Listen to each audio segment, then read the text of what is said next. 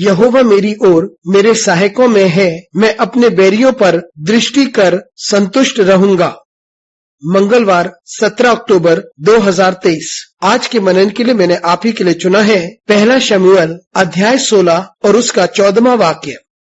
और यहोवा का आत्मा शाऊल पर से उतर गया और यहोवा की ओर से एक दुष्ट आत्मा उसे घबराने लगा। आपका दिन आशीषित हो। जब परमेश्वर अपने लोगों का तिरस्कार करता है तब उसकी आत्मा उन्हें छोड़ देती है। आइए इस वाक्य पर मनन करते हैं। आज की सुबह का विषय है आत्मा छोड़ देती है।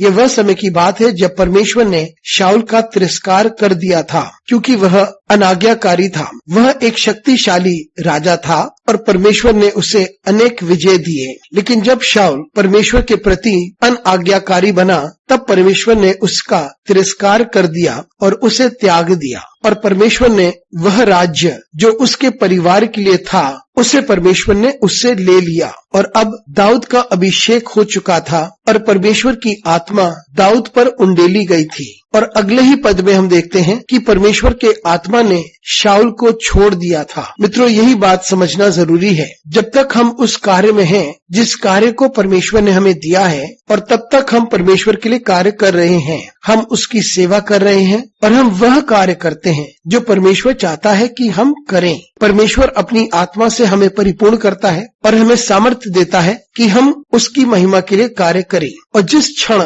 हम परमेश्वर से दूर हो जाते हैं और जिस क्षण हम परमेश्वर के एहसान से दूर हो जाते हैं, तब परमेश्वर का आत्मा हमसे ले लिया जाता है। हमें यह बात जानना जरूरी है कि परमेश्वर अपनी आत्मा के द्वारा हमें सामर्थ्य देता है। साथ ही साथ यदि हम उस कार्य को नहीं करते हैं जो परमेश्वर चाहता है कि हम करें, और यदि हम परमेश्वर से दूर हो जाते हैं, तब परमेश्वर अपनी आत्मा को हमसे ले लेता है और हमें उसका परिणाम भुगतना पड़ता है। मित्रों, जब परमेश्वर हमें एक उत्तरदायित्व देता है तो हम पूरी शिद्दत से उसे करें, नम्र होकर करें और परमेश्वर की महिमा के लिए करें। और जिस क्षण हम स्वार्थी हो जाते हैं और अपने बारे में ही सोचते हैं और वह कार्य जिसे हमें करना चाहिए नहीं करते हैं, और हम परमेश्वर की आज्ञा का पालन नहीं करते और उसकी आवाज को नहीं सुनते हैं, तब परमेश्वर हमारा तिरस्कार करता है और परमेश्वर का आत्मा हमसे दूर हो जाएगा। इसलिए जो कार्य परमेश्वर ने हमें सौंपा है उसे बड़े ध्यान से करें और बड़े नम्र होकर हम उसकी आत्मा को ग्रहण करें, ताकि अपनी संपूर्ण जिंदगी हम उसके कार्य को पूरा करें। अनुग्रहकारी परमेश्वर स्वर्गीय पिता, तुझे धन्यवाद देते हैं। हमारी सहायता कर परमेश्वर, ताकि हम इस बात को समझ सके कि तेरी आत्मा हमें सामर्थ्य देती है और वो हमारे साथ